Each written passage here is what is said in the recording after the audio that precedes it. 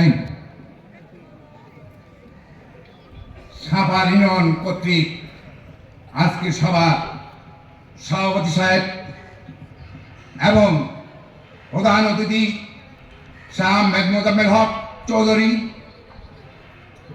উপস্থিত সাভার ইউনিয়নের অঙ্গ সংগঠন, উপস্থিত বিভিন্ন ওয়ার্ডের সভাপতি সেক্রেটারি, আরো উপস্থিত আছেন আমার সামনে আমার মা বোনেরা এবং আমার ভাইরা, সকল প্রতি রইল আবার সালাম, আসসালামু আলাইকুম। শীত বস্ত্র বিতরণ অনুষ্ঠানে আজকে শীতের উপলক্ষে যে কথাগুলো হবে সেই কথাগুলো আমাদের আরো প্রধান অতিথি এখানে আছেন, তিনি সব কিছু আপনাদেরকে শোনাই দিবেন। আমি বলতে চাই, বিগত হাসিনা সরকার যেভাবে আপনাদের আমাদের যেভাবে অত্যাচার করেছে সেই কথাগুলো আজকে সাভারে যারা উপস্থিত আমলিক করে তাদের কি মনে নাই? তাদের কি লজ্জা নাই? আজকে এই লজ্জার বিষয় নিয়ে আমি বলতে চাই, যারা সাভারে আজকে আমলিক আছেন তাদের মুখে আমলিক কথা যদি বলে তাদেরকে ঠেকা করবে। ভাইরা আমার, আপনারা অনেক মুরব্বী আছেন। আমাদের ম্যাডাম খালেদা অসুস্থর জন্য তিনি আমেরিকা গিয়েছেন, চিকিৎসা দিয়ে আছেন তিনার ছেলের কাছে। পাঁচিলের তিনার ছেলে মা একসঙ্গে বাংলার মাটিতে এসে উপস্থিত হবেন।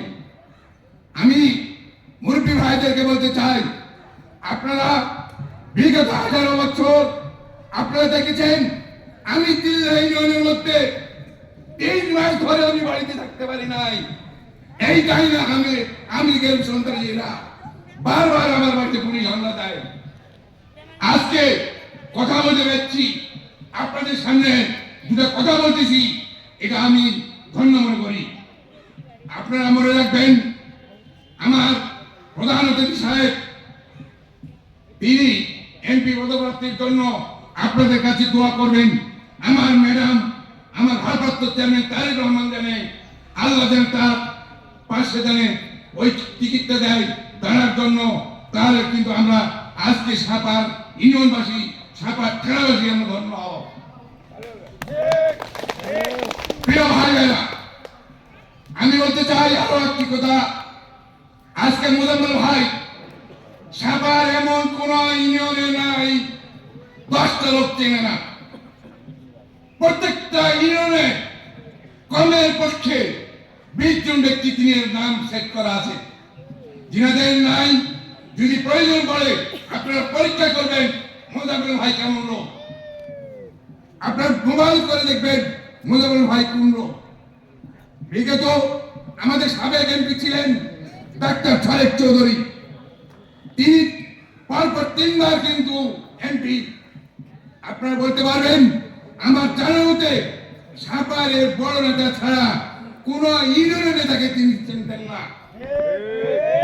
তিনি বলছেন, আমার বয়স হয়েছে, এই ভোটের 5 তারিখের আগে যখন আমাদের প্রোগ্রাম ছিল, আমাদের যখন ধরপাকড় ছিল, তখন কিন্তু তিনি বলছেন যে আমি আর ওই বুড়া মানুষ ওই ধারে পাশে আর যাব না। আজকে সাড়ে ডাক্তারকে আমি বলতে চাই, তিনার যদি লজ্জা থাকে, তিনি অনেক কিন্তু তার বয়স হয়েছে, এই কেয়ার নিয়ে ছিঁড়া করবেন না। ভাইরা আমার, আমি একটা কথা বলি, আমার পাশে অনেক মেহমান আছেন, তিনারা কথা বলবেন। আমার সামনে যারা আছেন তাদেরকে আমি বলতে চাই,